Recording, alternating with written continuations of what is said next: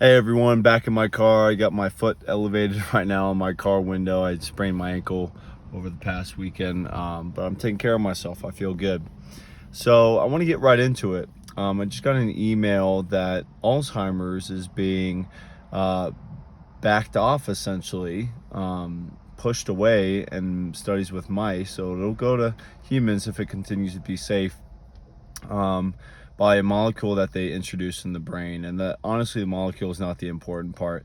It's more so about what's actually happening in the brain. So, uh, production of certain hormones or certain molecules, like different molecules that tend to harm the brain, and just neurotoxins, things that are toxic to your neurons, to your brain, and chronic neuroinflammation are really what causes Alzheimer's, right? I've always heard that this is not like traditional, you know, quote unquote old school medical establishment. This is leading edge science, and this is reputable, and leading the people that actually lead the field that put this data out there. I think it's available to anybody. I don't need a college degree to look this stuff up, which is the beauty of it.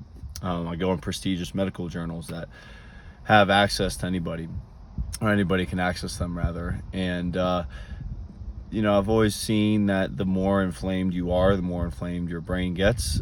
Things can enter the blood-brain barrier, and the more inflamed your brain is over time, well, the less it's going to function. And the less it functions, the less it can repair itself when things happen. The best example I'm thinking of now, and I like to use, is we all have cancer. I have cancer in my body. I have cancerous cells. You have cancer cells in your body. But our body's constantly repairing itself throughout the day, and especially at night. My last video was on food. If you're constantly putting in so much food in this hole, your body's digesting it all the time, even while you sleep, and it doesn't have time to repair and rinse itself clean. And a lot of time when we're sleeping, or when we're not, just stuffing our face, and on top of that, stuffing our face full of foods that are high in sugar, things that already cause inflammation in our body, that we're not giving our body time to cleanse itself and clear itself out, which on a cellular level is referred to as autophagy, or mitophagy, which is more specific to the brain, where our white blood cells and other immune cells, and even our own cells, eat other cells or eat themselves. Autophagy, which that's what that is, when the cell is dying, when it's not useful anymore. That's what cancerous cells are, right? Malfunctioning cells that spread, and they get out of control because our body can't stop the reproduction of those cells.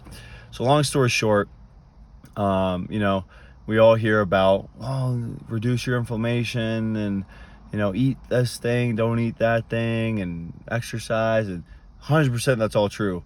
The fulcrum of the whole entire story here is, how inflamed are you?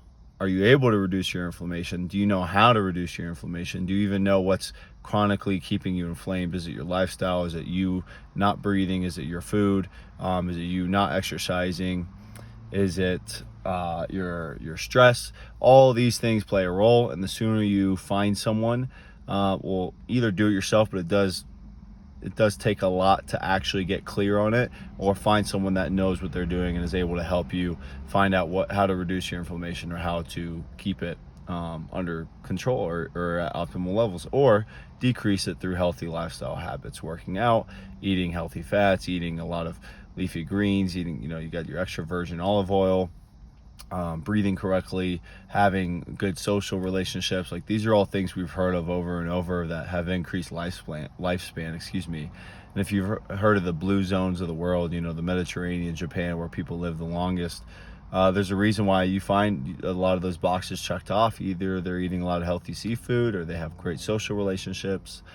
So to bring it home, realize how much inflammation you have. You got to realize what's creating inflammation in your life, and it can span to Alzheimer's, which is what this started with, or it can span to any other dis-ease in your body. One last thing that I was going to say earlier is, all this new upcoming research, you have to stay on top of it, and I'm lucky that I'm able to see it multiple times a week. But the half-life, meaning how much something decreases, a doctor, when they graduate medical school, their half-life of all the medical knowledge that they learned in school is 2 years.